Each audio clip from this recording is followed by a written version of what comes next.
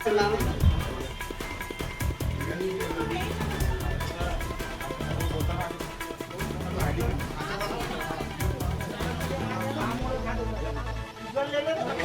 District coordination को भी बंदिश लगाने की कोशिश करेगी सरकार? देखिए, ये जो परिस्थिति है उसे सब नज़र रखे हुए हैं।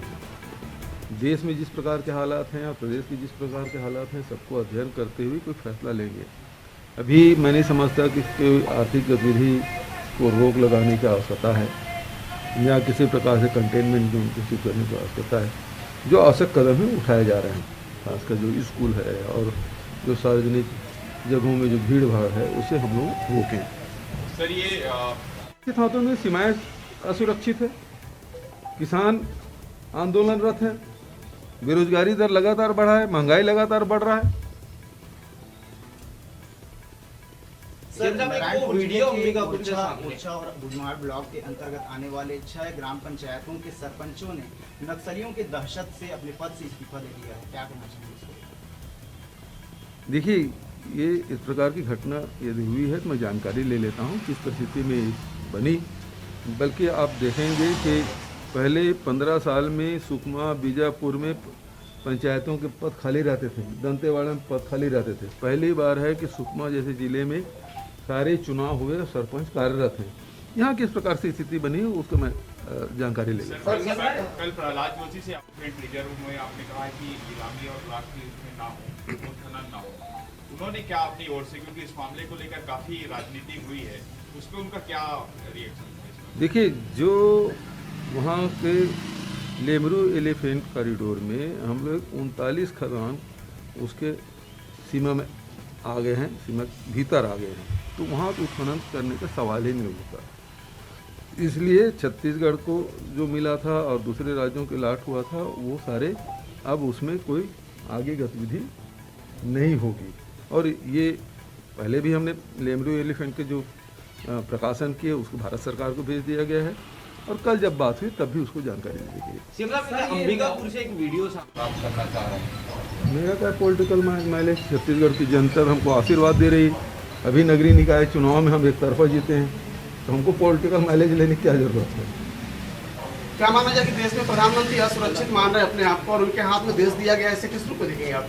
क्या भारत में भी असुरक्षित महसूस कर रहे हैं? बहुत बढ़िया सवाल आपने किया, उसके लिए मैं धन्यवाद देता हूँ कि भारत के प्रधानमंत्री को अपनी सुरक्षा एजेंसियों पर विश्वास नहीं रहा।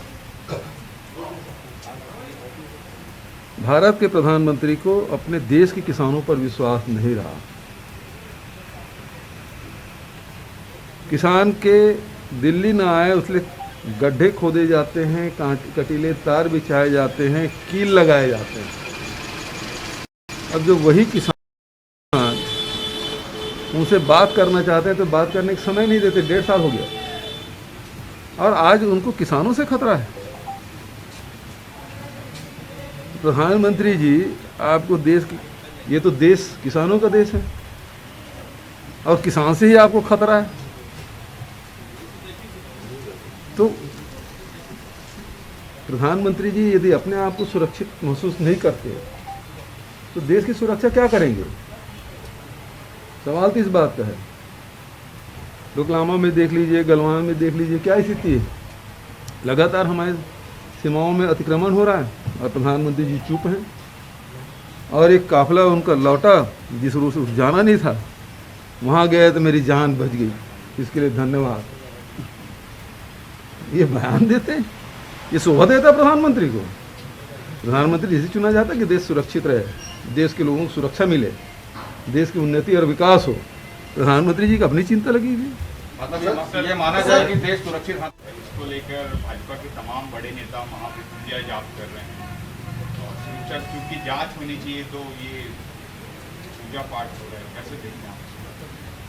कुल मिलाकर मैं शुरू में ही प्रेस कॉन्फ्रेंस में ये बात मैंने कहा था कि ये केवल राजनीतिक लाभ लेने के लिए ये बयान प्रधानमंत्री के द्वारा दिया गया और भारतीय जनता पार्टी मृत्युंजय जाप करके ढकोसला कर रहे हैं, पुतला जला रहे हैं चन्नी का, तो ये केवल राजनीति कर रहे हैं। इसके पहले भी ऐसे अनेक अवसर आए हैं जिसमें उस समय तत्कालीन प्रधानमंत्री ने इसे अनदेखा किया।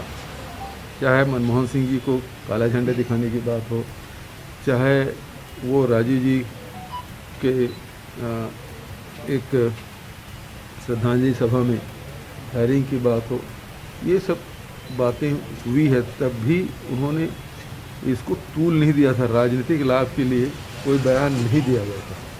यहाँ तक केवल आप गए, रूट बदल के गए और उसके बाद 140 किलोमीटर आज तक कि कभी मोदी जी बाई रोड गए नहीं हैं, तो जानबूझ के गए।